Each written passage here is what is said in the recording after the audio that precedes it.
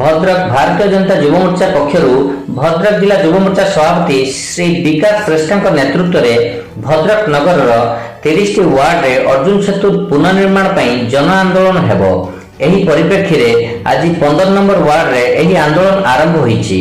एथिरे सहयोग करथिले कुआंस ग्रामर वरिष्ठ शिक्षक भगवान मिश्र, पूर्वतन काउंसिलर प्रभात महांती, प्रेमानंद बेहेरा, शशिकांत महांती, मंडल सभापति प्रभाकर सामल तथा युव नेता वृषभानु साहू, अविनाश पट्टनायक, शिवशंकर दास, हिमांशु गुप्ता, पुष्पकांत साहू, संबित पंडा, तपेश दास, संबित जेना, प्रियरंजन साहू, गंगाधर दास, महेश प्रधान एवं अनेक युवबंधु सेमानकर दाबी थिला भद्रक विधानसभा कुआंस स्थित अर्जुन सेतुर प्रशस्तीकरण नाम विकल्प व्यवस्था न करी असमय रे वर्षा दिन और कोरोना समय रे राति अधिया पोल भंगा जिबा दुर्भाग्यपूर्ण अटे।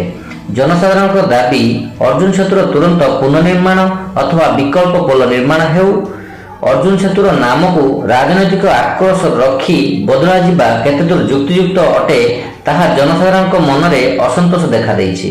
सेथिपई दाबी करछु पुराना नाम अनुसार अर्जुन सेतु ही रखा जाऊ। भद्रक आशीष रंजन पति रिपोर्ट सबवर्ग खबर।